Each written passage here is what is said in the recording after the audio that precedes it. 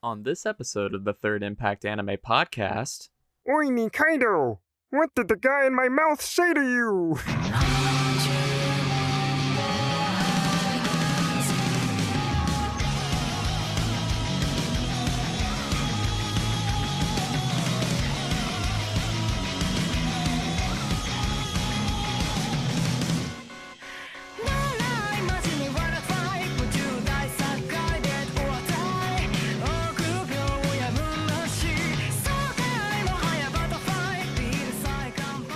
hey folks, welcome back to another episode of the Third Impact Anime Podcast. I'm your host, Austin, for this evening, coming to you live directly from the hole, and I promise that is not as gross as it sounds. I am joined by two wonderful co-hosts this evening. First I have Tobias. Shocking! And I also have Tori. In the kitchen making gyoza. Tonight on this episode, we are going to be talking about probably one of our collective favorite anime from last year, 2020, Dorohedoro, which came out on Netflix about a year or so ago, maybe about 9 months ago. And it was a really fun show that we all enjoyed very, very much, so we're excited to talk about it this evening. But before that, we wanted to talk about a little bit of brief current event news that came to us courtesy of the internet earlier today. Today is March 27th of 2021. And today, the fine folks over at our home flagship convention, Animazement, announced that yet again, for the second year in a row, Animazement will not be happening. Unfortunately, we are still in the midst of the COVID-19 pandemic as of right now. Thankfully, things are a lot better now than they were a year ago or even 6 months ago. But unfortunately, we are not yet in a situation as a state or as a country where we can start having conventions again, which is a real bummer. But it kind of is what it is. We have to do these things to make sure people stay safe and healthy. But so how did you guys react to the news that came out today? Because I was a little bit bummed, even though I wasn't surprised necessarily. I'll say kind of going in, I kind of expected it. I think we all did, really. We're just not there as a country yet to really go back to in-person events. We're still holding a little hope for year-end events, things like AWA, but even then I think we're still a little on edge about those. So it's sad, but I'm glad they made the responsible decision. I'm glad that they were able to do that. I know that a lot of commissions have had issues with their contracts and their venues, so I'm not privy to whatever is happening between Animazement and the Raleigh Convention Center, but regardless, I am glad to see them do that. Yeah, I wasn't surprised at all, honestly. It is for the best, I think, and I'm hoping that other conventions that are happening towards the end of the year are going to follow suit. I'm trying to stay positive, but I don't think large in-person events like anime conventions are worthwhile right now, just because everything's still going on. So we will see what happens with that. But it's hard not to be kind of bummed because we've been going to that convention for a very long time, and I've not missed one since 2010, so, kind of is what it is, along with what you guys said, so, but hopefully things, by next year, will be good. I think it's interesting. Yeah. On our past few episodes, if you look at the ones we've put out the past year, to kind of see the evolution of this. This, like you mentioned, this is the second year in a row that AZ's been canceled. If you go back and listen to our Sonic episode, where this is kind of at the beginning of all this, and even like in B-Stars, the last Kotatsu corner we did, it's kind of interesting to see where we were then and where we are now. Things are definitely better. Vaccine rollout is much, much better than anyone predicted, so I'm glad to see that. But it is kind of interesting to see the history of this pandemic through our podcast the past year. Yeah. And that's kind of why I wanted to bring it up, because, typically we generally shy away from talking about like news items on the podcast, but I think just, chronicling the experience of, the podcast and of, convention life during COVID is, I think worthwhile. And, again, I definitely echo you guys again and say I'm pretty bummed about AZ, but I'm kind of glad that at least we are in a state in North Carolina where like that decision is probably a lot easier for them to make than in certain other states where the legal restrictions are a lot more like loose and events wouldn't be able to make decisions like this so freely without like massive legal or financial implications. um, and I think just going back to, a few weeks ago, whenever MomoCon announced that they would not be happening this year, MomoCon and Animazement happen on the same weekend. And under normal times, that's kind of stressful for us, for our group specifically, because we've got about half of us that really enjoy going to Animazement, our flagship homecon, and half of us that have started going to MomoCon and have really enjoyed that experience. So I guess my point is that both Momocon and Animazement are like very relevant to us as Third Impact Anime, and I think just knowing that Momocon made that call was probably the last nail in the coffin of Animazement eventually making that call, because if they're Yeah, on the for same sure. weekend and in the same country, obviously, then their decisions are going to be, pretty similar to one another. So it was kind of just a waiting game. And I will say that as of this recording, they have not announced any plans to do any sort of virtual programming, but hopefully they will allow us to be involved if they decide to do that, because we like working with the AZ folks. They're a nice bunch of people, and they've always treated us really nicely, and Mm-hmm. we appreciate that. And I don't know, at least speaking for myself, I'd be willing to do some virtual panels for them. I know, Tobias, you did one for virtual MomoCon last year, and you thought it was fine, right? Yeah, it worked out pretty well. For that one, they wanted us to submit recordings of it rather than do it, live. I think the first virtual con, Anime Lockdown, that was all on the cuff with all of the technical issues that you would expect from doing that. But in the time since, all the virtual events have required recording. So it was interesting figuring out how to rewire OBS, that popular streaming software, to basically run a PowerPoint of it. It Mm-hmm. was it was an interesting experience to do with its own set of headaches, and you have the issue of a lot of panels having copyrighted material that is easy to get around when you're at an in-person setting, but is of course impossible to get around when these are on YouTube and Twitch, which have been clamping down on DMCA requests and that kind of thing. So it's there's just so much space that we could do the panels that we do on the internet online, but there's a lot of issues with that are coming to the fore. Yeah, and it's also one of those things where it's not really. I don't like it when people equate virtual panels with in-person panels, because it's kind of like comparing film and books. It's like they are, by their definition, different entities. They're not intended to be replacements.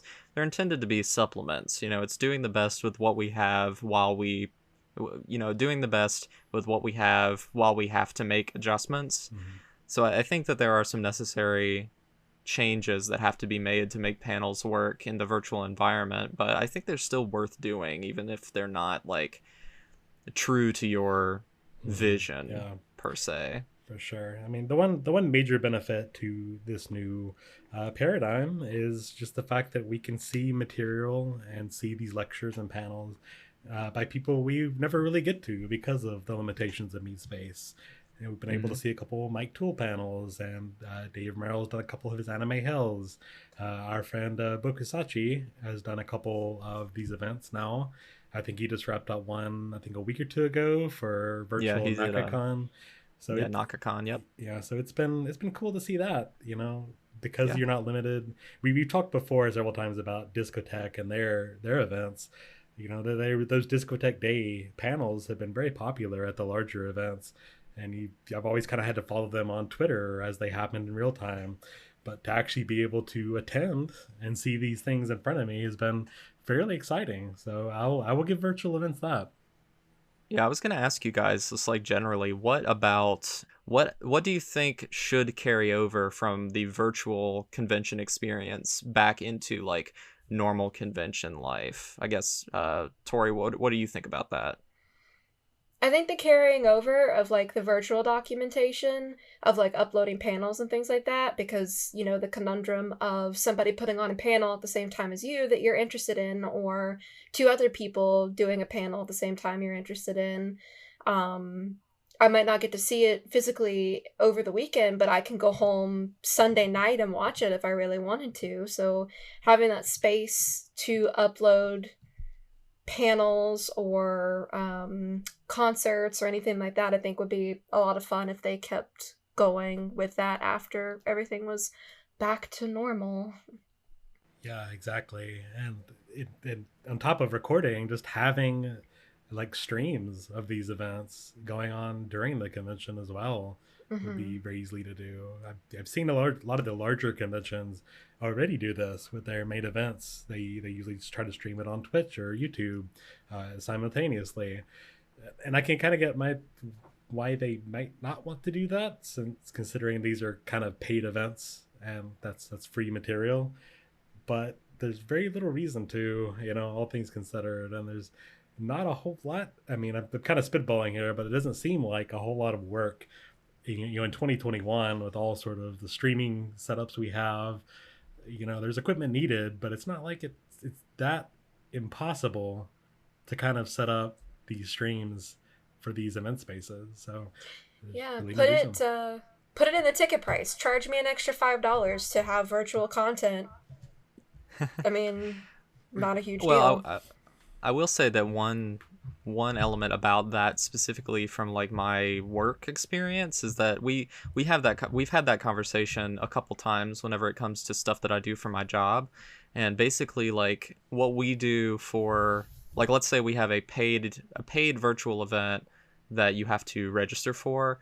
Essentially what we do is that we record and we save all of that content that we create out of the workshop, but we don't post it out to the public immediately. We have like a delay of a few months so that like Mm-hmm. it is eventually available to the public, but the people that paid the money to go and to be there don't feel like they wasted their money, because Yeah. like they look at the event a few days later and see, oh my gosh, all this stuff I paid for is just available for free. What gives? Mm-hmm. So we definitely want to avoid that situation and definitely give people, what they paid for, but we do eventually make that stuff available. So maybe if conventions wanted to do something like that, I could definitely see that working. So I And completely forgot. obviously, I completely forgot about this, but actually a month or two ago, I did attend a virtual convention. It was Uplink, a virtual event put on by the Long Island Retro Convention, which is mostly like retro themed video games. And they had like, it was through a browser, but it was a whole different site, where you had virtual rooms, like virtual expo halls and side panel rooms and whatnot. So they had streams of these people presenting their PowerPoint presentations and whatnot. They had talks of these people with their webcams discussing certain, franchises and whatnot. But it was all behind a paid barrier. So when you bought the ticket, you had access to this software suite that you could access. And I think that would be another interesting way to do it. I was hoping that Uplink would upload these panels in the aftermath. They don't seem to have done that, but well, with a convention name like that, they better. you would think. But one cool thing they did was that even if you missed the event, all of the panels were recorded and viewable through the weekend. So even though I was limited by time, I could only go into one room at a time because I only have one set of eyes. I could go back and watch the other ones at a later date through the weekend, and that was a really cool thing. And I think Yeah. I told Basil this, and he looked into it a bit because he's been involved with convention running and whatnot, and he looked into a little more and kind of figured the cost would be a little bit prohibitive for some of the smaller events. So it would have to be something like Animazement, something like Anime Weekend Atlanta to really justify it. But why not? There's you have people like us that will travel to go to these cons, but then you've got people that wish they could, people across the country that would think about Animazement because you have Masaru Maruyama show up, you have Shinichiro Watanabe show up, big names but some people just can't travel for whatever reason. So if you could use that alternatively and attend virtually from the comfort of your own home, but still sell tickets, why not? Yeah, I mean, that's a great point. I'm pretty sure that organizations like Game Developers Conference, they do that, I think, maybe. Probably. And so many more organizations just do that now by default. It's like they've already learned these skills out of necessity. It would be a shame to see them like go to waste once in-person conventions come back, because I think that there's a lot of merit in the lessons that we've learned from having to move online for COVID. And I think both of you guys pretty much outlined exactly what those are pretty well. So yeah, I hope we take those lessons into the future and hopefully integrate them into the conventions that come down the pipe once COVID is effectively over. But this is definitely a topic that we're going to come back to in future episodes. But I think we're going to take a quick break unless anybody else has anything they'd like to add. Nope. I mean, to that point, I think another lesson we can learn is please wear a mask if you're sick. Yes. They've been doing this in Asian countries for a long time now. We just haven't seen them outside of cosplay people wearing the the fashion mask and whatnot. But like let's destigmatize using mask if you're sick.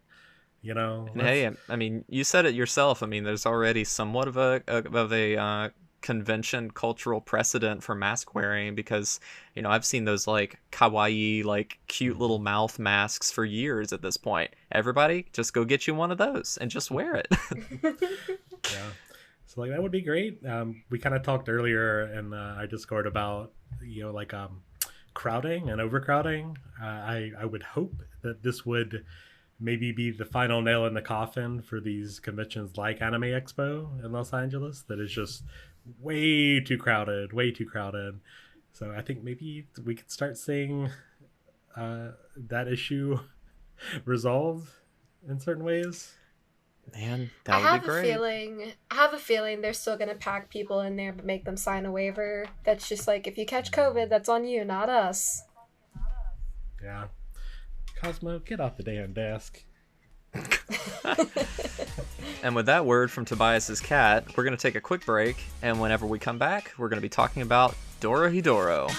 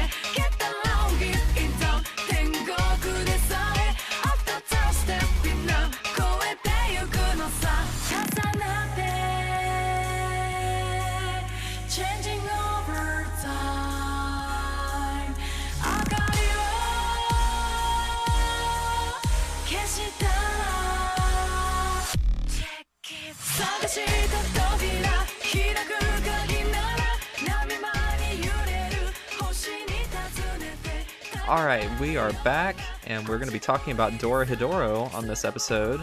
Again, one of our mutually favorite anime that came out last year. But before we get into talking about the anime in earnest, I did want to go through some production notes about the creation of this manga and eventually anime. So the series Dorohedoro started in the manga magazine Monthly Iki in November of 2000. So about 21 years ago at this point. Dorohedoro is old enough to drink almost. And it ran until 2014 when the magazine ceased publication.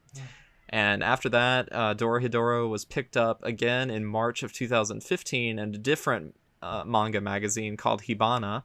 But then it moved again to Monthly Shonen Sunday in 2017 whenever that manga magazine ended. So this particular manga seems to be a magazine killer, which I don't know what that says about it, but that's kind of funny to see.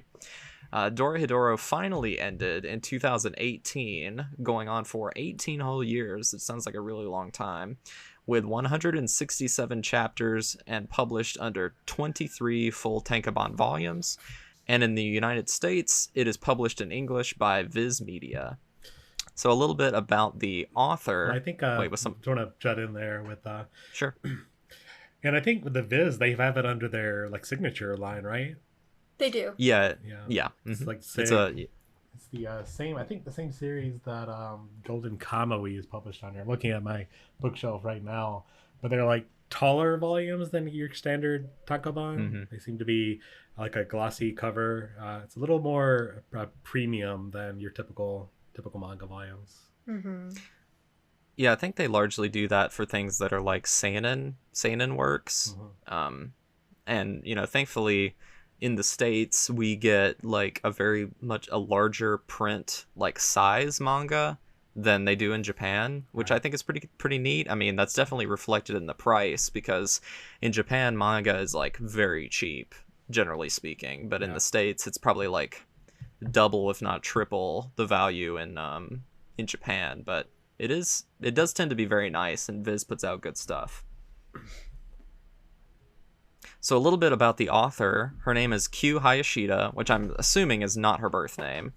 She started drawing manga in high school and later went to art school, but she generally wasn't the best student. Her mom was a really big fan of art generally, so she was always very, very critical of her work, often pushing her a lot harder to get better, and maybe not always in the best way, but, you know, according to Hayashida, it did prove to her that the best way to get better at art was by showing it to people and getting their feedback, even though her mom was kind of a jerk about it.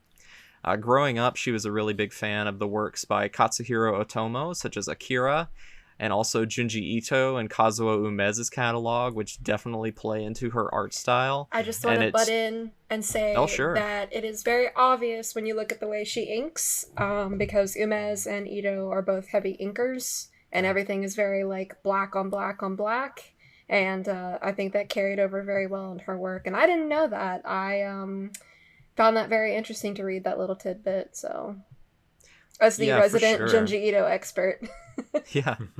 I mean, I definitely see the full influence of both Otomo and Ito specifically, because, like, they both are, again, that heavy inked style, and, like, it's kind of like a weird combination of both, because she has that extreme attention to detail and grime that Ito has, but has that sort of like rounded kind of cutesy character designs that Otomo has. Mm-hmm. Like all of Otomo's characters are just kind of round. Like if you look at the Akira manga, like Kaneda looks a little round, like he's got a plump face, and so does Tetsuo and everybody. And in a way, Dorohedoro is kind of similar to that. Like everybody looks soft, you know. They don't really look like, it's not like Fist of the North Star here. So softness in a way that contrasts with like the heavy ink style that we talked about. There's a lot of that really dark, rough lines that almost look like the Attack on Titan manga in a bit. Mm-hmm. But I agree that Hayashida's got a style, you know, a character style that bleeds through with that. Something that the style is both kind of captured in that way, but also not in the anime, which I found kind of interesting. Mm-hmm. Yeah, we'll definitely get into that in a little bit. But generally speaking, she tends to be very freeform in her approach to manga, and she uses a lot of mixed media styles for her cover pages, and she admits that she's not very consistent in her art style and kind of just draws however she feels like it, which kind of explains why Dorohedoro evolves in his visual style over the course of the manga. But I think that that's very interesting, the way that she said that and is not apologetic about it. Like, I found all of this in an interview that was translated, and I'll definitely put a link in the show notes to it, and you can read it for yourself.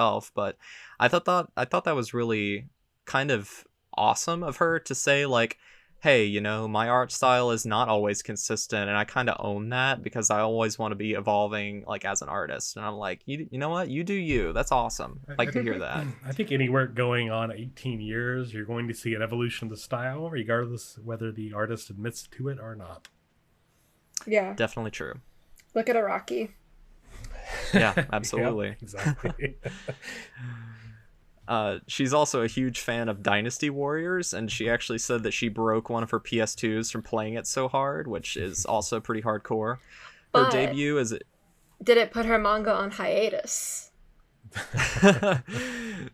No, I think that she has a much more healthy relationship with Dynasty Warriors than what's his name does with Love Live. Mira. No, Idolmaster. Idol I'm getting Master, everything yeah. wrong. It's okay. They're all What's his idols. They're all the name? same. Mira. Mr. Berserk. What is Mr. Berserk's name? Kentaro I Mira. can't remember. Oh, thank you, Mira. The Thank fourth you. time Yes. I've said it. Okay, I'm sorry. I just can't listen. My ears are burning. I thought you were making a joke for the Hunter mangaka. Where it's like a Same thing with Oh him. no. Yeah. His problem His is he's is always health. sick. I mean, Yeah. bless that man. He needs to just retire, and people need to just let him Miss rest. Let the man Takeuchi needs rest. to get him in gear. Yeah, she should just knock him out and force him to sleep all the time. That'd be good for him. Seen some of those pictures of him like sitting down in his messy room with his Oh, Super God. Nintendo, and it's like, oh, how do you live like that? Yeah. I think that was before he got married to That Takeuchi-san. there's a really famous picture of his room before and after she came into his life, and it's really quite funny. Oh, it's much messier now. No. So Hayashida's debut as a manga artist was in January of 2000 whenever she drew an adaptation of Atlus's Maken X game for the Dreamcast, and that series is like a cousin to the Shin Megami Tensei series. Tori, I know you're a longtime Persona fan. Had you ever heard of Maken X? I've never heard of that. No idea what that is, and I'm just waiting for someone to come in and go, "You fake gamer girl." But Yeah. no, I have never heard of Maken before. I was never really super into like Shin Megami proper. I was always a Persona person, but If anybody's the fake gamer girl, it's Tobias, and we all know it's true. absolutely. Yeah, I don't think I've never heard of this either. I don't think it must not have come over here. I don't think it did. Now that I'm googling it, it looks Nope, like you are wrong. It was localized in 2000. Yeah, okay. Well, the Dreamcast had like 5 games, and that's supposed to have been one of them. So. That's true. Pour one out Stranded on the for Dreamcast. So moving over to discussing the anime was produced by Studio Mappa, which is one of my personal favorite anime studios and probably the personal favorite of a lot of people. It debuted on Japanese television on January 12th of 2020 and ran through March 29th of 2020. And for us over in the United States, it dropped all at once on Netflix, released from the prison in May of 2020 with a brand new Netflix-produced English dub. So a little bit about Studio Mappa. They were founded in 2011 by anime legend and Perpetual Studio founder Masao Maruyama. That studio has since worked on a number of very critically acclaimed and fan favorite series like Yuri on Ice, Banana Fish, Zombieland Saga, which is a personal favorite, Sarazanmai, and In This Corner of the World. Right now they are adapting the currently airing season of Attack on Titan, and they will soon, in very much a Dorohedoro vein, they will soon be adapting the Chainsaw Man manga. Yes. Yes, which should be very cool. And if the style of Dorohedoro is any indication of what Chainsaw Man will be like, because they do have a very similar visual aesthetic, it's going to be pretty darn cool. They're also about to work on a new project from LaShawn Thomas called Yasuke. I had not heard of this until I did some research for this episode. Apparently, this series is going to be about the life of the actual historical figure Yasuke, who was an African man who served as a bodyguard of Oda Nobunaga in medieval Japan. I remember reading an article about that and did not know that was a thing, like, historically, so it'll be really interesting to do some research into that before watching it to see how well they actually adapt, or how truthfully they adapt the story historically to an anime. Mm-hmm. And I will confess that I have not yet seen Cannon Busters, but I did see that one short that LaShawn Thomas did a while back, Children of Eden, I believe. Tori, you and I saw that in theaters for that Crunchyroll anime movie night. Mm-hmm. And was that a LaShawn Thomas thing? Yeah, it was. Yeah, he made that. It was just kind of like a one-off thing. I was hoping it would turn into a series, but it didn't, unfortunately. I guess he just got plugged in with the Cannon Busters project and decided to focus on that instead. But yeah, LaShawn Thomas is a really interesting anime creator because he's like a guy from the US who like moved to Japan, became an awesome animator, started working in anime, directing his own stuff. So he's a really interesting guy and a very cool creator, and I'm always excited to see that he keeps getting work and he really shows off, the global industry that anime is becoming. So that's pretty awesome that he's going to be, telling such an interesting story like that. I'm very, very curious to watch that whenever it comes out. I think it's supposed to Yeah. come out this year. The director of this series is Yuichiro Hayashi. He also directed the 2014 Garo the Animation. He also directed Kakegururi, which is another Netflix thing, and is currently directing the Attack on Titan final season. He is also a key animator and has storyboard credits on productions such as Redline, Hunter x Hunter, and the Psycho Pass movie. Series composition was done by Hiroshi Seko, who did the script and series composition on Attack on Titan, Banana Fish, Decadence, Jujutsu Kaisen, Woo. and Mob Psycho 100. And he obviously has a talent for adapting manga into anime, because that is a large portion of what his career has been thus far. Yep. The character designs were adapted by Tomohiro Kishi, who also did character designs of Attack on Titan Final Season, Garo Vanishing Line, and has animation director credits on Banana Fish, Durarara, and Princess Jellyfish. That is definitely a show I need to actually finish one of these days. Yes, I can see it now that you mentioned Attack on Titan final season, just from the screen grabs I've been seeing from that, which thankfully I've avoided spoilers because I really want to finish it. But I can see it now that you pointed out. I hear that show is very Titanic. Get out. Get out. The art director for Dorohedoro is specifically notable because he is the famous Shinji Kimura, who previously did background art on things such as Akira, Angel's Egg, Dirty Pair, Urusei Yatsura Beautiful Dreamer. He also did art direction on Blood Blockade Battlefront, Project Eiko, Tekkon Kincrete, and you can definitely tell that this guy worked on this show because it has a lot of things in common with his previous credits, and this guy has definitely done the work to make some of the more visually interesting anime over the course of the decades, and he's had a very long career, as you can tell. He's very good at those intricate and grimy details of worlds, and you can definitely see that come through in the way that the Whole and Sorcerer's World in Dorohedoro are really conveyed with his particular artistic style. And I think it is really awesome that, Hayashida herself was such a big... I think it's really interesting that Hayashida herself, who was so inspired by Akira, and then they would bring in someone like Kimura to come in and make her manga, into anime. I think that's a pretty cool, completion of the circle, if you will.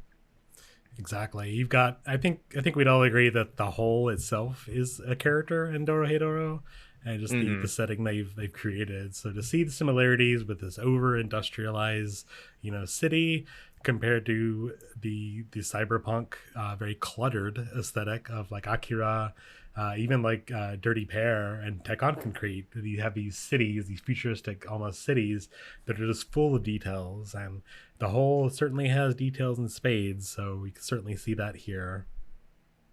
Yeah, absolutely. I think he was a perfect fit to come in to do art direction on this series. Absolutely phenomenal. Mm-hmm. Yeah. So I'll say, with speaking of that, for everything else we've talked about so far, it's very easy to think of studios as just a name, Studio Mappa, but we do see here people that have followed Maruyama for a long time, with the director working on Redline. And we've got, Banana Fish here is also, we see some CG stuff like the Garo, the animation, and even the more recent like Decadence and Mob Psycho. So you can definitely see a through line from something like Madhouse all the way to what we've currently got here with Mappa. Yeah, I think you bring up a great point. It's like it can be very easy for us as anime fans to just sort of associate like studios with creating things, but at the end of the day, the people that make up studios are specific people with like specific artistic talents. So I think it's important to also, not necessarily focus completely on the name of the studio, but also the name of the person. So, and to be able to recognize those people between projects, because that's how you can really, follow and appreciate the art that you really, really like. Exactly. And another thing we see here is people working on more recent CG things. So it's very easy for longtime fans to just hate CG. I love you, Bill, but it's here. The future is here, and we're here. Every time I read interviews from really any animator, they're all kind of under the same impression that CG is the future. And you're certainly going to have like the Sakuga heads that, are there for the traditional style. But year after year, we see more and more animators and animation studios moving toward full CG productions. And we certainly see that here with Dorohedoro. I think that the style, a lot of people were disappointed because Hayashida has a very unique heavy ink style that we talked about, very gritty, and there's certainly some issues with the character design here and the way it's animated. As someone who came to this series fresh with the anime, I didn't really care so much, but I can see why people might have a problem with the way it's done here. And I was gonna say, we look at Mappa going on to produce Chainsaw Man, another modern cult classic per se. A lot of the manga fans are talking a lot about Chainsaw Man and how its unique style. I kind of wonder if we're going to see the same issue or lack of issue with their production of this in a couple of years. Are they going to go for something a little more safe like Dorohedoro, or are they going to try to give it that extra charm that we perhaps don't see here? Well, I think it's one of those things that this style and this method of doing anime is like constantly evolving. So like Dorohedoro would not look, even though it does not look perfect, and there are definitely some ways in which the CG is a little bit jarring, maybe. It looks better than it would have if it had come out in 2012 or 2015. Or even 2018, because the technology on this stuff changes so rapidly, and it's gotten so much better so quickly. Like, I don't know, like you called out Bill, but I feel like in a post Lupin the Third the First world, a post Dragon Quest Your Story world, it's like, I think complaining about CGI anime as a broad brush complaint is kind of falling on deaf ears whenever you think about the absolutely gorgeous things that are out there. Like, I don't think Dorohedoro is on that level, but I don't know, CGI anime can do some amazing things these days. I think there's certainly, I think we can all agree. I think we can all agree that at least it's not done by Polygon Pictures, at the very least. Oh, thank goodness. So you've got like the people that did Lupin the First. I'm seeing Mars Animation Planet. I swear there was a different name here. It wasn't Orange that did it, as well as Dragon Quest. There's certainly going to be the theatrical high production value stuff, but a lot of the anime series, the TV series, is going to be something under that budget. Not going to look quite to that degree. Sure. Yeah, but sure. We do see a progression from what Polygon does, and thank God for that. Yes. Oh gosh. And again, I think something that really adds to the generalized atmosphere and complements the art direction so perfectly is the music by the musical collective known as No Name. From what I gathered, they're not really a band. They call themselves like some sort of, like on their website they say they're like a mixed media something, or a multimedia project or something like that. But interesting. They did not only the openings and endings for the show, of which there are multiple endings, and they are all absolutely wonderful songs, just absolute bops, all of them, but they also did the composition and the score for the show, which has some really amazing tracks in it. Like, typically I'm not the type of person to listen to a lot of scores outside of the context of the thing in which they are scoring, but I have found myself like just straight up listening to the Dorohedoro soundtrack like independently of watching the show. Like, it for some reason it's just resonated with me. I just think the general texture of it is just so interesting, and there's so many different things going on in different tracks. Like, you've got some stuff that sounds like Nine Inch Nails grunge stuff, and then you've got stuff that sounds like a French polka, and it's just like all over the place, and I love it. It just has this wonderful atmosphere musically to the whole show. Yeah. I'm not really the kind of person, honestly, in my old age to really care about opening any themes anymore for new shows. They don't really interest me. I know I'm a bad anime fan because of that. But Horrible. I've honestly listened to No Name stuff like in the car. The opening Welcome to Chaos. I wasn't a big fan of it at first, but it's really grown on me. It grows on you. I think it's Night Surfing is another banger that I've really enjoyed. And you mentioned the songs, but like the animation they've done. You mentioned there were there's 5 endings throughout this Something like that. one season show, this one core show, and each of the endings, the animations are just so drastically different, and they're all fun. Night Surfing itself has them kind of just walking in these 2-frame goofy poses around the city, both the antagonist and protagonist. There's one that's just like a send up to Doom and Castle Wolfenstein, which is just what? It's just so wild. Turning everybody into mushrooms.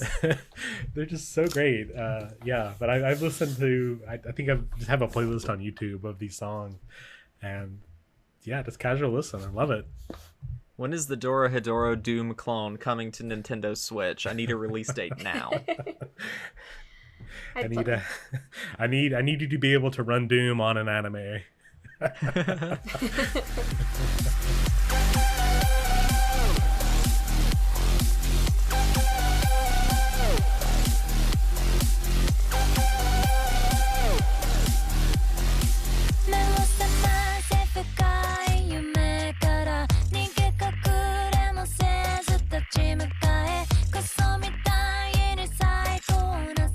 So that's most of the production out of the way, so I'll toss the ball over to Tori to give us a rundown on the cast. Who's in this gosh darn show? Yes, hello. So I realized I forgot to put in Ebisu and the other little wizard guy, Fujita, I think his name is. Yeah, Fujita. So I felt really bad, but the main contenders are there, and that's all that matters. Nikaido, God bless her. Her English voice actress is Reba Burr. She was Catalea in Violet Evergarden. Legum in Beastars, which was the chicken who made the egg salad sandwiches and watched Legoshi eat them. Legoshi's best friend without even knowing it. Yes. She was Marie the Mink in Brand New Animal and Cynthia in The Great Pretender. She's not a weasel. No, she's a mink. Reina Kondo is her Japanese voice actress. She is a relative newcomer. She voiced a few characters in Sword Art Online, but doesn't really have many credits to her name other than that. Good old big boy Kaiman, his English voice actor is Alex Lee, who is Zenitsu in Demon Slayer, the main male protagonist in Astral Chain, which I still need to play that, but and he's got a few other roles under his belt. I think he's a relative newcomer as well. And then the Japanese voice actor is Wataru Tagaki, longtime voice actor. He was Zangief in Street Fighter. He was the dub voice of Dobby from Harry Potter, and also Okayasu in JoJo's Bizarre Adventure. The absolute oldest 15-year-old you could ever find. That brings me much joy to think about that. Anyway. Noe? And just real quick, we're definitely going to insert this into the podcast, but Alex Lay posted a hilarious video to Twitter a few months ago of him attempting to do Kaiman's voice as Kermit the Frog, and it is the funniest thing ever. It threw me on my butt whenever I first heard it, and every time I hear it, it just makes me laugh. So y'all are going to get to hear that. I don't really know how to do a Kermit. Let me try to mix the two voices. Oi, oi, oi, oi, Nikaido! What did the guy in my mouth say to you? Then we have Noe. Her English voice actress is Cher Millet, who is Makoto in Persona 5, Michiru in Brand New Animal, Sailor Venus and Sailor Venus in the new Sailor Moon dub. Her Japanese voice actress is Yu Kobayashi, who was Sasha in Attack on Titan and Lucina from Fire Emblem. And then we have Sheen, my boy. Sean Chiplock is his English voice actor, who is Subaru in ReZero, Rivali in Breath of the Wild, and Mishima in Persona 5. You can really tell that I wrote these credits, because it's all just Persona. Very Tory biased. In Japanese, he's voiced by Yoshimasa Hosoya, who was Reiner in Attack on Titan, Ogami in Brand New Animal, and Joe in Megalobox. And then in English is voiced by Keith Silverstein, who is a very prominent voice actor. He was Shido in Persona 5, Gohin in Beastars, Wolfruin in Smile Precure, and Hisoka in Hunter x Hunter. So yes, you very much can tell I wrote these. And then now, is he in? So is Smile Precure a is that a Glitter Force or is that a Precure proper? I meant to write Glitter Force and my fingers were working faster than my brain, so I wrote Smile Precure, but it's most definitely Glitter Force because Smile Precure proper was never dubbed. It was Glitter Force. Oh, I see. Anyway. Thanks, Saban. Yeah, seriously. And then in Japanese, he was voiced by Kenyu Horiuchi, who was Pain in Naruto and Raiden in Metal Gear. I'll say to my end that I generally listen to Japanese with English subtitles, but I took a gamble here with the dub and I loved it. I don't even know if I could go back and watch it in Japanese. The dub was really good. Well, go ahead. I'll let you finish your thought and I'll... It's great. I think the characterizations are great. Kaiman is just a big old goofball, and he really sells it. It does not. I do not doubt that he would attempt to do a Kermit the Frog impression. I can see Kaiman the character doing it, not Alex here. I think Nikaido's characterization was just perfect. You know, we were kind of talking before the podcast, but so many English like female voices tend to be very high pitched, very, very young, maybe a bit samey in some regards. It's just, I don't think don't get me on that soapbox. I don't think it's a knock against these actresses in particular. It's just for some reason they've kind of gone with this type of voice, and maybe because the majority of anime now is high school's characters, maybe, I don't know. But Nikaido has it's almost like, I don't know, like a smoky, like husky, like undertone to her what's the word? To her characterization here. And it's just perfect. Like, it's so good. I would extend that same commentary to Jeremy Lay as Noi because yeah, at least for me, go ahead, Tori. I was just gonna say that I love how constantly they made Noe roll up like a dude, bro. Yeah. Like, every time she shows up, hey, what's up? What's going on, dude? Hey, bro. And I love her for it.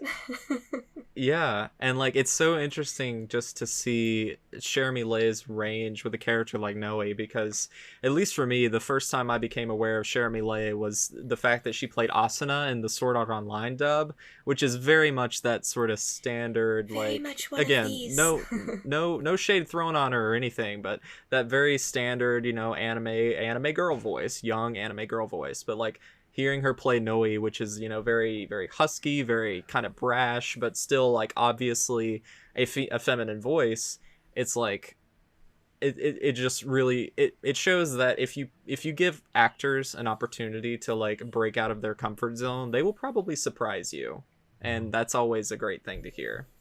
It was just a sense of realism that I guess I'm not used to hearing in English voice acting, and maybe that's kind of why I enjoyed it so much. Nikaido sounds like a tired restaurant owner. You kind of can't help but relate to her.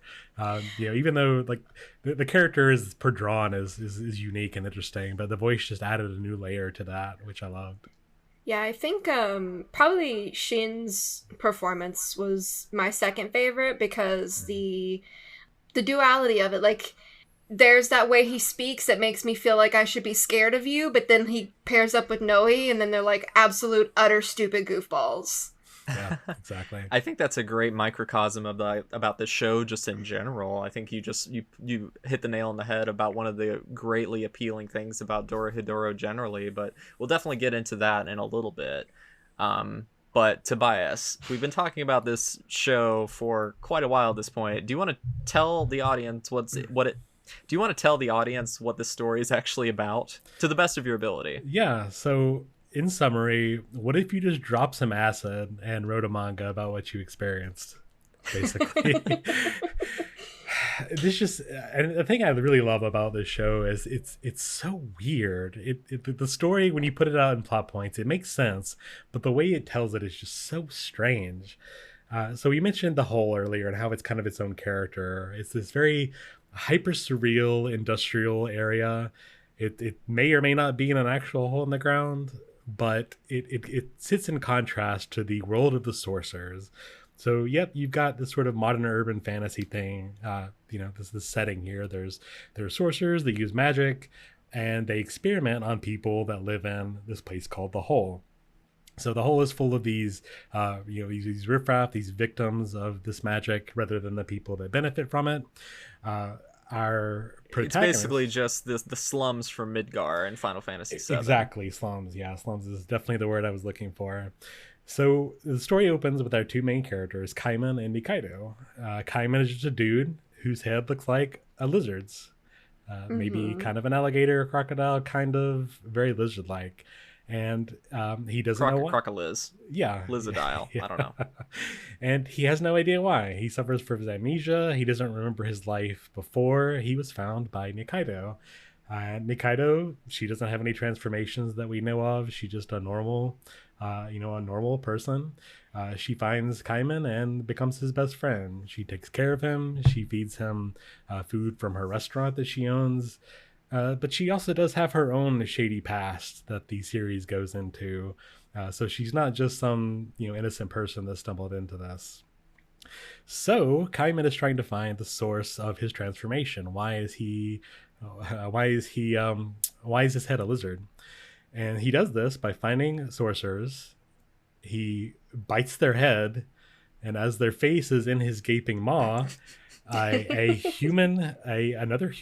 whole human man is inside of Kaiman.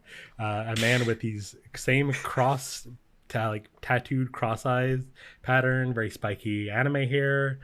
This whole man is just in his body, and he tells the person, "You were not the one."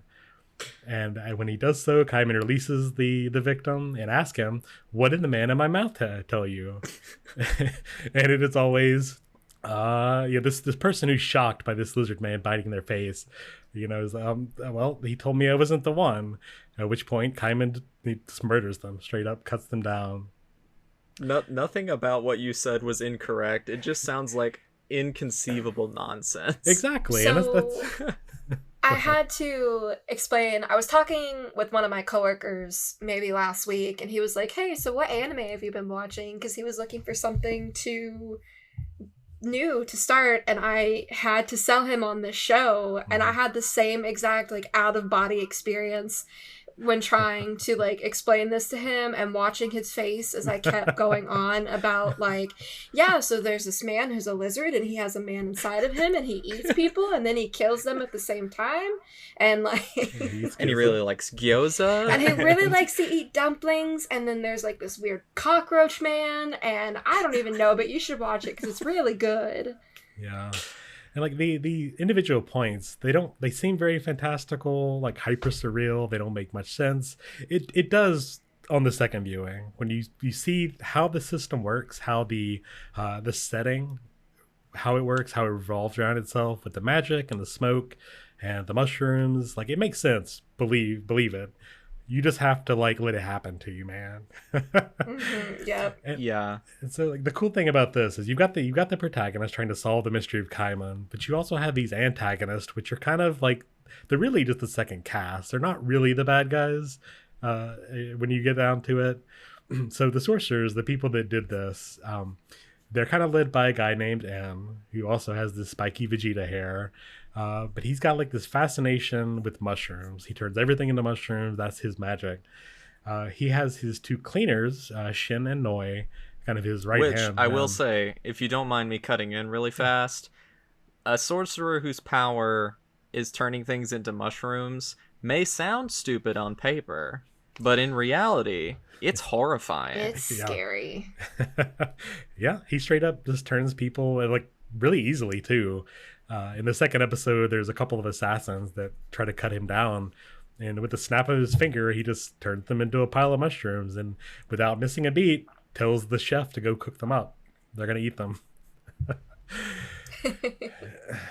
So you've got Shin and Noi, his right hand man, that just kind of they are his cleaners as he calls them, and they are also as psychotic as you can imagine them being, while also being a bunch of goofballs like everyone else in this show.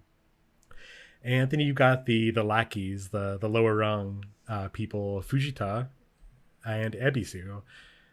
The story starts with Fujita's ex partner Masamura being killed by Kaiman, and Ebisu is introduced pretty quickly. She's this young girl who wears a skull mask around, and she also gets attacked by Kaiman. Probably becomes psychotic because of that.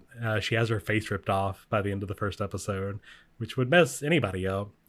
And Fujita and Ebisu are very much the clowns of the show. They're constantly running around. Ebisu's really just like wacky. Fujita's trying to clean up her messes, and I think it's just a really good foil for maybe some of the more serious parts of this cast.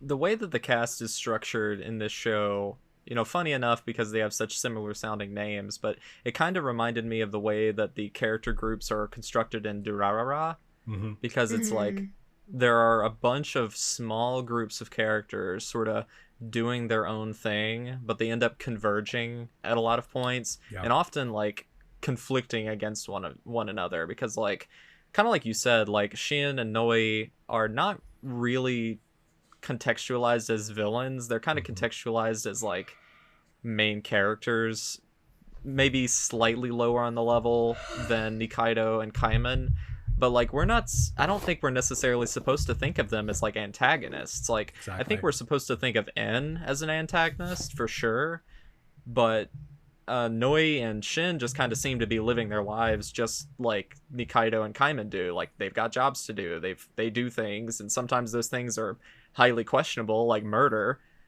but it's not like Kaiman is any better at times. Like he kills people too. Exactly.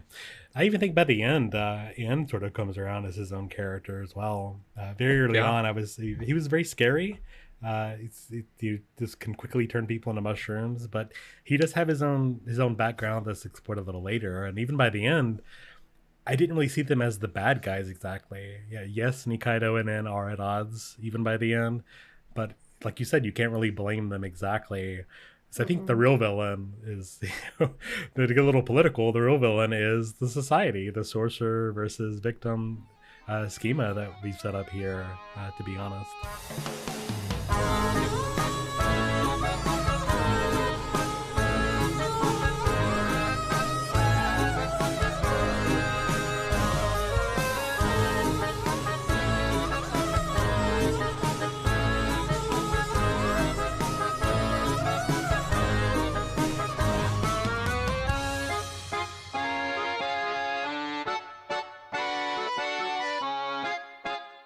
Yeah, but just to kind of key off that again, I think so much of the charm of this series is just how weird everything is.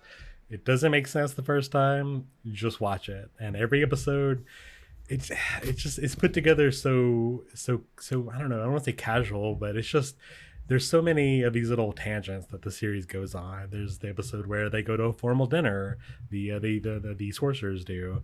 They go to this parade. There's a whole like multi-episode, what was it, like the Blue Moon or Blue Night parade. That's a big like arc, and there's just so many of these tangents it goes on. It adds on to the story, but it feels like Dorohedoro is going into Tangent Town, like as every episode.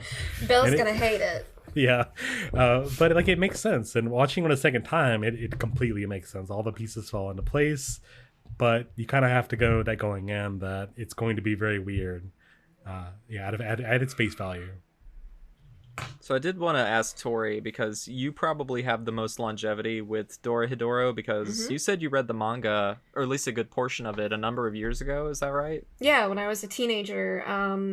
It was one of those things that somebody I was following online was super into it, and I thought they were cool, so I was like, oh, if I read this, I'll be cool too, right? But that is what the internet does to you. I don't remember where I left off. I most definitely didn't catch up to what was actually, or maybe I did catch up to what was out at the time, but a lot of it is very faint. I don't remember much about it other than like the art sticking out specifically. And I remember getting to like at least where the anime is now. But I remember enjoying it very much.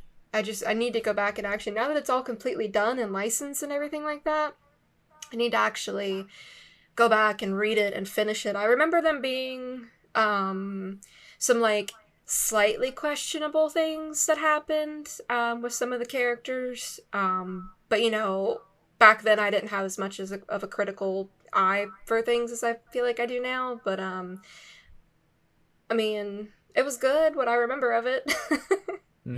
So it didn't really, it felt like whenever you approached it with watching the anime, it felt like a new experience because you didn't really remember too much. Right. And that's why I'll be interested to see how I feel. Like I went back and reread like the first 2 volumes before we recorded a while back ago, and it paces well and it adapts well, I think.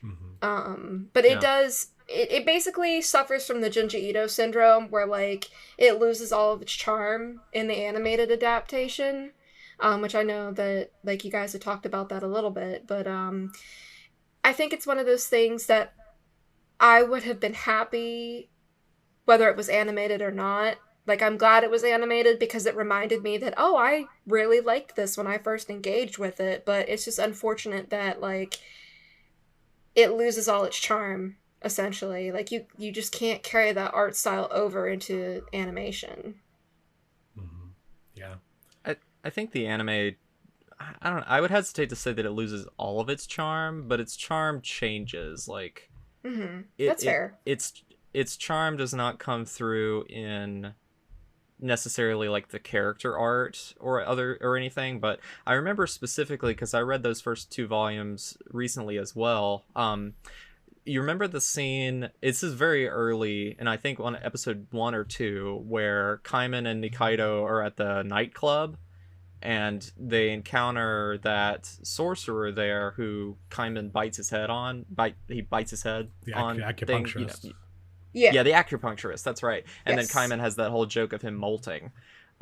Yes. Yeah, it's like that scene in the manga is drawn almost totally without backgrounds, like it's just the characters. But I think seeing that in animation where they had to actually do the full nightclub scene, I think that adds something to it that was not present in the manga. But to your point, Tori, I do think that there is a distinction between the anime and the manga, and this is I think a kind of a rare instance where I think it is advisable that you probably check out both. Yes. And I think this also goes along with Tobias's point about getting something more out of it upon second viewing. If you read the manga and watch the anime, you can probably appreciate both of the different kinds of, or both of the different visual approaches to the story, or you can appreciate both of the different visual approaches to the production, as well as get a deeper understanding of the story by revisiting it a second time. And typically I'm not the type of person to really revisit things like this. Like, if I watch the anime or read the manga, typically one or the other is good enough for me. But this is probably one of those rare situations where I will watch the whole anime and I will read the whole thing eventually, because I get different things out of it. Yeah, I think that's totally fair. You know, there's some things you, like you just said, there's some things you get out of reading and there's some things you get out of watching, and I think this is one of the very few rare times where it's like, yeah, I'd advocate for both for sure.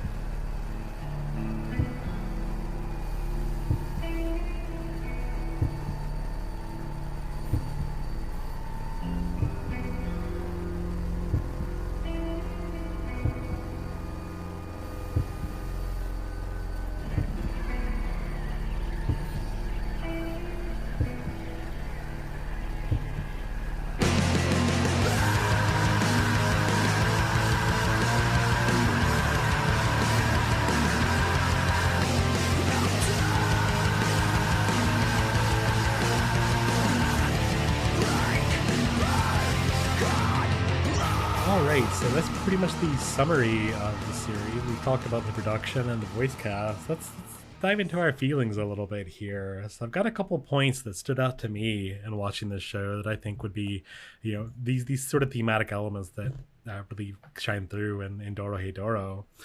The first being the amount of friendship we see in this grim, hyper-violent world. I thought it was very interesting that despite Kaiman and Nikaido being together the entire time, they're never really in a romantic relationship. And the series this doesn't really hint exactly toward it, but I could definitely see them having a deeper relationship, but I could also see them not. And I think the series plays that very well. I completely agree. I think you can Mhm. tell just by what you see in the show, just their general chemistry, that they have like so much affection for one another. Like they really, really care about and love each other very, very much. And that doesn't have to be romantic. Like so far as we have seen, at least where it is in the anime, it's not crossed over that line into being some sort of like crushy romance. I mean, it could, and it would make sense, but it doesn't seem like they're going in that direction. But I could definitely see that these are two people that absolutely care about each other 100% and would do anything for the other. I would like to see it stay platonic, I think, in all honesty. Yeah. I think that's a very I don't know, I think that's a very important thing that I think media needs to convey more. Just because a man and a woman are friends doesn't always mean that it has to be a romantic relationship as the like culmination point.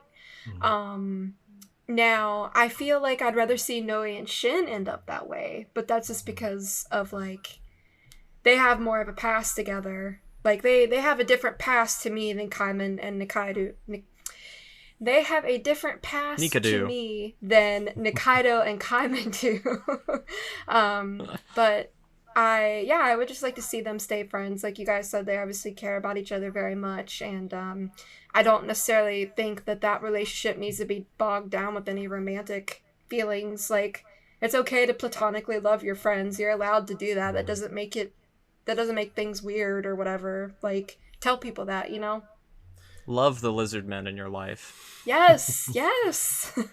Yeah, I enjoyed it just because of how uncliche it was. So much in anime you see these sort of jokes toward that, and so much of this romantic comedy stuff like has to use that as a trope. But there's a point in I think episode 2 when Kaiman's boss, the doctor, is like, "Oh, it must be great to have a girl make you lunch every day," and Kaiman doesn't get embarrassed. He doesn't blush. He doesn't get weird about it. He just like, yeah, Nikaido's not my woman. We're just friends, and he just plays it off. And that's the entire series goes like that, and I think that's really great. It's very again, it's obvious that they care for each other, like you said. It's just not in a gushy romantic way, and I really appreciated that.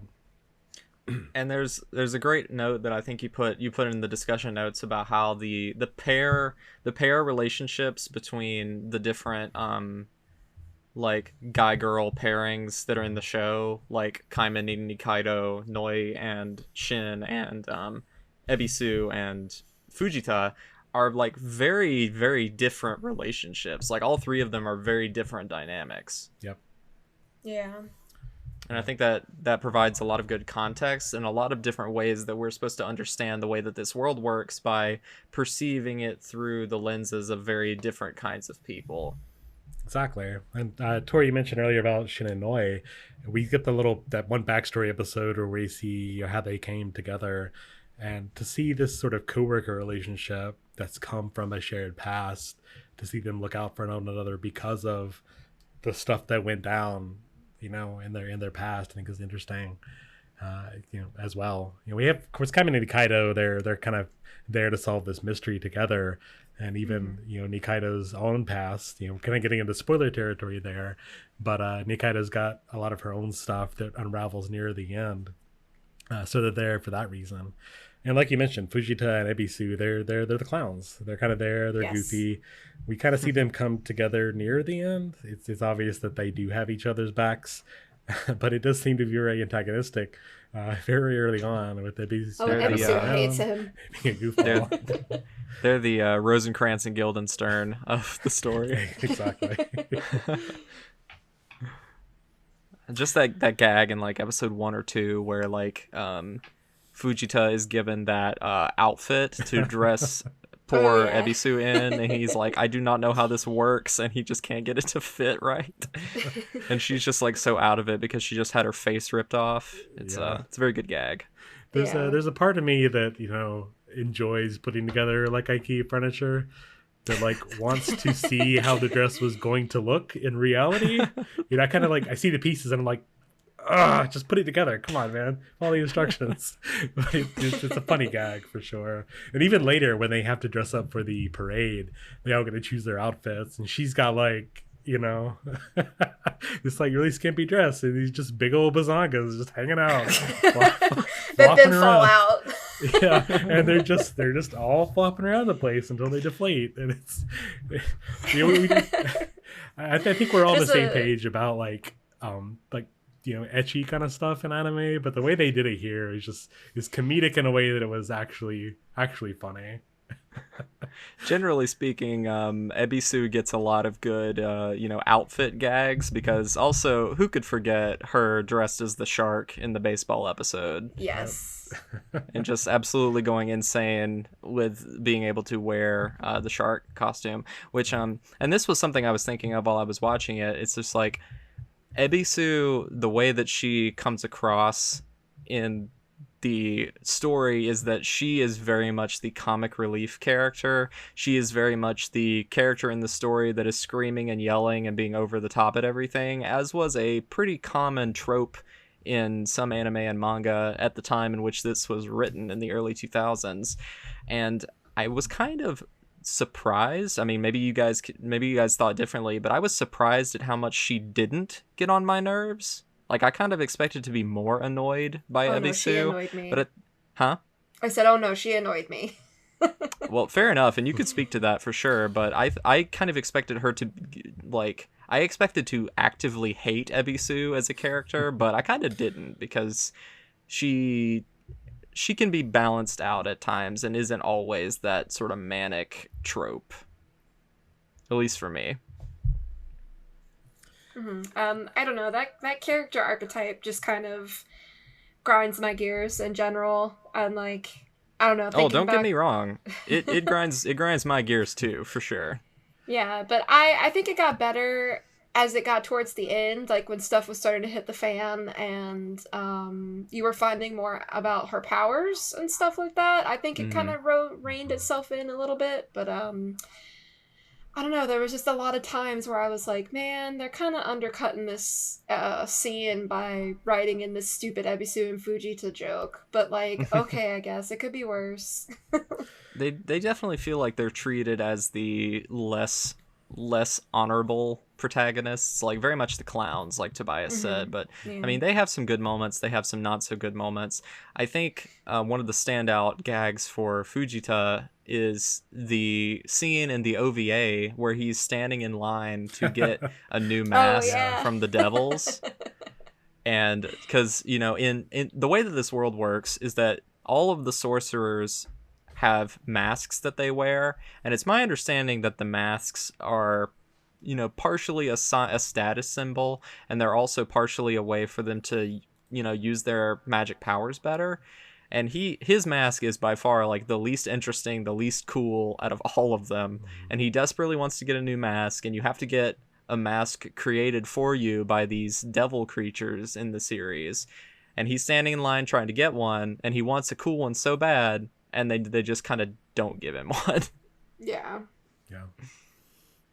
I don't think Ebisu's antics annoyed me so much as I think at the beginning, the fact that it takes so long to pay off on her character maybe kind of did. Yeah. For a while, she was the impetus for the next plot point. She was a lizard sorcerer, the lizard transformation sorcerer. She for a while the series they hinted that maybe the sheep put the curse on Kaiman. But spoilers. It just took, I mean, I don't think she did, you know, by the end. But like, I think that was the implication that maybe she did, and it to see kind of that plot point being passed around as like a goofy clown character, not really interacting with Kaiman for a long time between their first interaction while we see all this other stuff it kind of grated me a little bit as far as pacing is. I'm a stickler for very particular pacing, but I think once I kind of got over that, and once I recognized the show was just going to take its time with more of these goofy scenes, worried me a little less. I think that's one thing. If we're talking about the show more generally speaking, I think that in some ways I could see people getting turned off by the fact that this show does kind of meander a bit. Mm-hmm. Like, it's not a strict, like, plot point, conflict, resolution sort of thing. It definitely takes a lot of time to do some, like, asides and, like, side moments. I mean, all of these things sort of build to the overall narrative, and they all build on characterization. Like, I'm thinking about the baseball episode. I'm thinking about the food truck competition episode, which is all just incredible stuff, just awesome, fun nonsense. But it is like fun nonsense, and it sometimes does take the show a bit to like get to the point. But I think just part of the adventure of Dorohedoro is just following these characters in this weird world doing their sort of average day-to-day things. And they interact with so many different like kinds of people in this world. It's like we've talked about the main cast, but there's such a plethora of like prominent side characters and like interesting people that they interact with. Like the like, for example, the old men that run the baseball team, like they're ridiculous. All of the different like servants that En has in his like sorcerer complex are all just like these wacky characters, especially like Turkey, the one whose mask is just like a turkey, like a Thanksgiving turkey on his head. Turkey, yeah.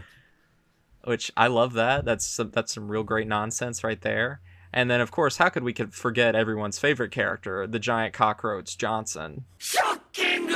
Who, if you don't know who we're talking about, he is literally an anthropomorphic cockroach who knows one word, and it is shocking! And he wears high tops. He does. Yes. Not to mention the doctor and the other character that even caused Johnson to exist in the first place. So there's just so much going on in Dorohedoro, and it sounds probably like from a third-person point of view, if you haven't seen the show, it sounds like there would be so much going on that it would feel alienating or just like kind of you want the story to get to the point. But this kind of is the point, and I think it goes back into that idea of the theme of, friendship in this like horrible world. And if that's the major thesis statement of the series, which I think it is, it absolutely nails that 100%. Yeah, I think, like, it basically is just trying to say that no matter your situation, you almost always are going to have a friend, and you shouldn't count that for nothing. Mm-hmm.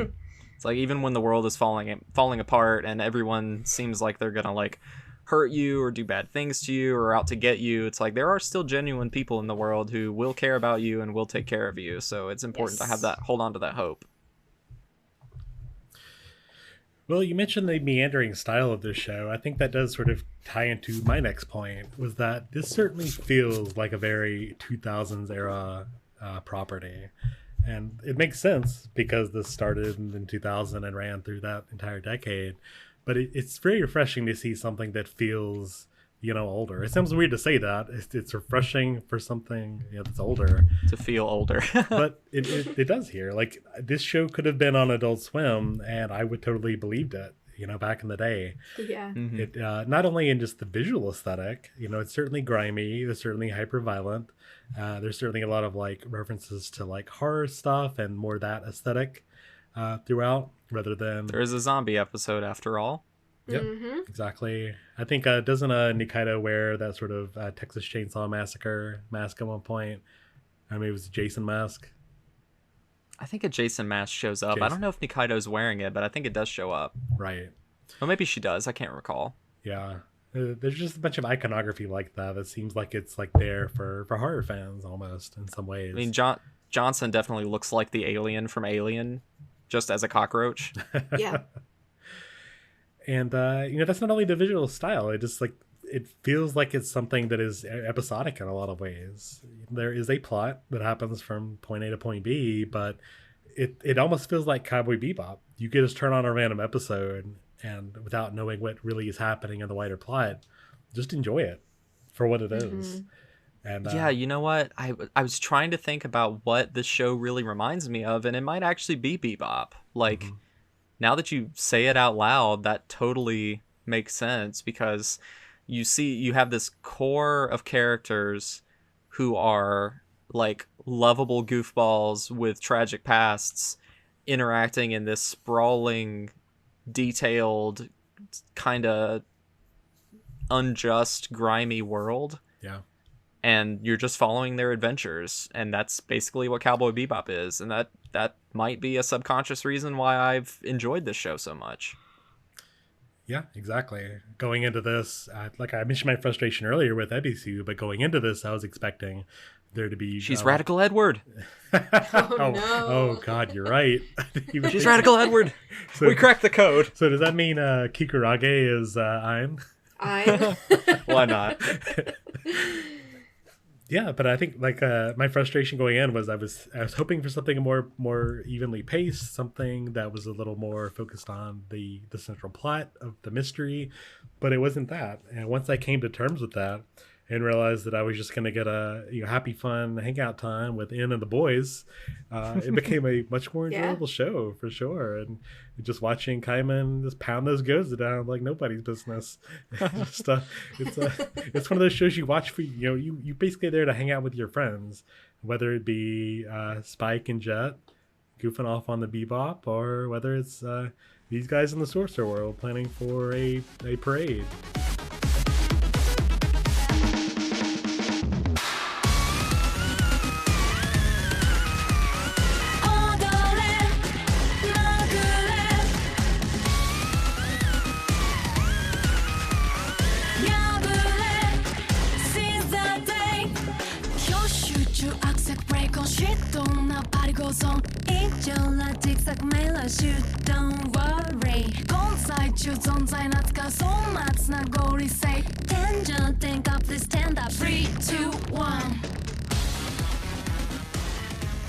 All right, so the last thing I wanted to talk about here is, we mentioned earlier Tori's certainly read further than us, although it's been a while. None of us had finished the manga yet, so we don't know.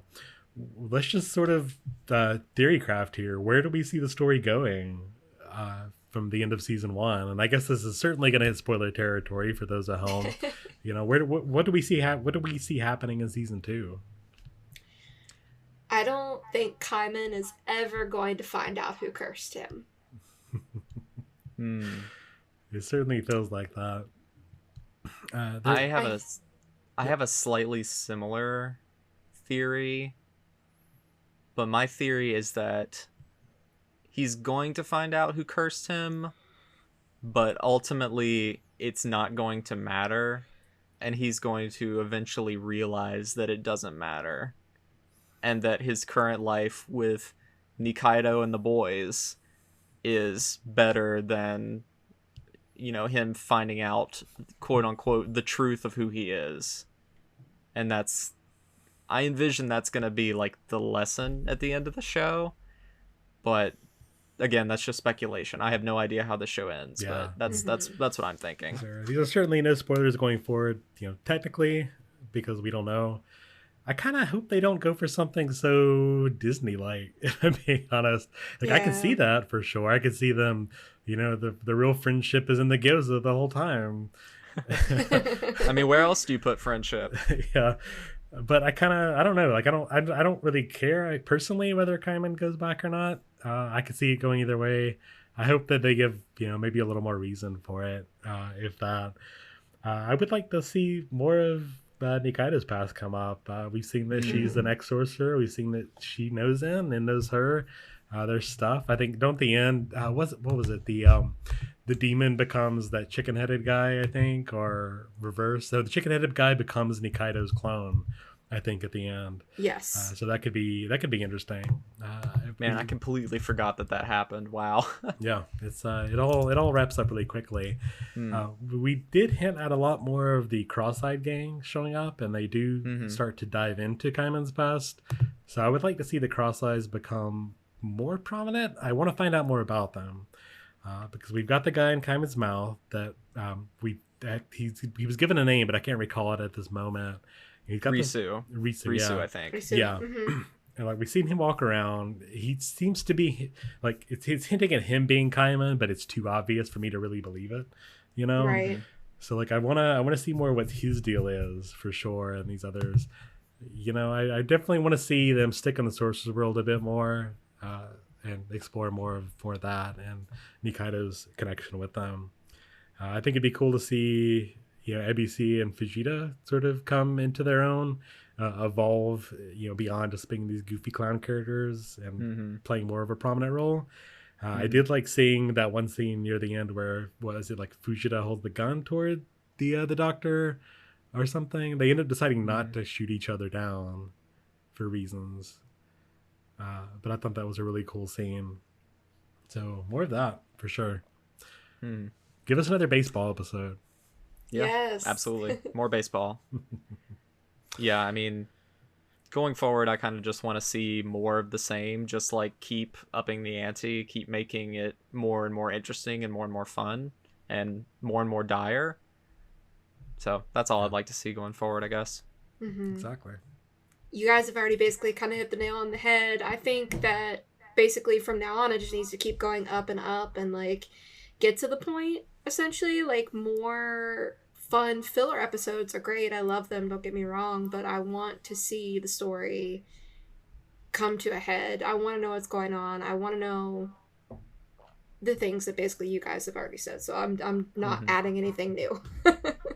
I would like to see one of the characters die at the end of season 2. Yes. See how they react to that in season 3. Oh no. We've seen a lot of characters die, but like they're not. Death is kind of not permanent in this. We've seen a lot of situations where it's not. Yeah. So like I would like to see a major like death or something similar happen. As long as it's not Kikurage. Yeah. He's too cute. His big old puffy ears and his little mask, just precious. I love the fact, I think it might be Night Running, the ending, where he does the little dance. Yes. Yes. I love the little dance. I certainly make Cosmo do that dance with that song. Oh, Kikurage is a mushroom. Okay, I thought it was a dessert for some reason, but a Kikurage is a mushroom that looks just like his ears, which is what he's named after. Okay. Because N was like, oh, his ears look like Kikurage. Okay, perfect. That totally makes sense. Of course he would name his dog after a mushroom. That's just his thing. I don't know what inspired me to just look that up right now, but yep. Well, thank you. You've increased the quality of this episode tenfold. People will actually learn something. Yeah, you're welcome. For some reason, I was picturing, because, his ears are fluffy, so I was picturing it as this, like, fluffy pastry for some reason, but of course it's a mushroom. Go figure. Of course. Mushroom cupcake.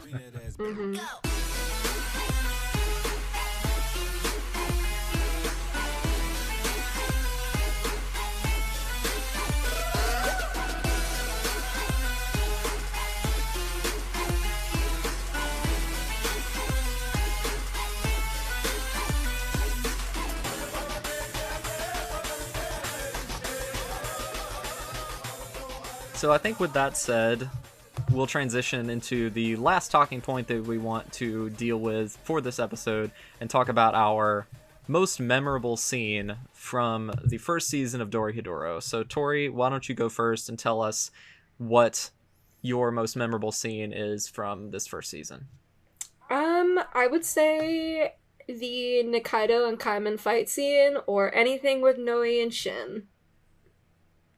Very good choice. What about you, Tobias? Yeah. Well, I don't think I get to say the entire baseball episode.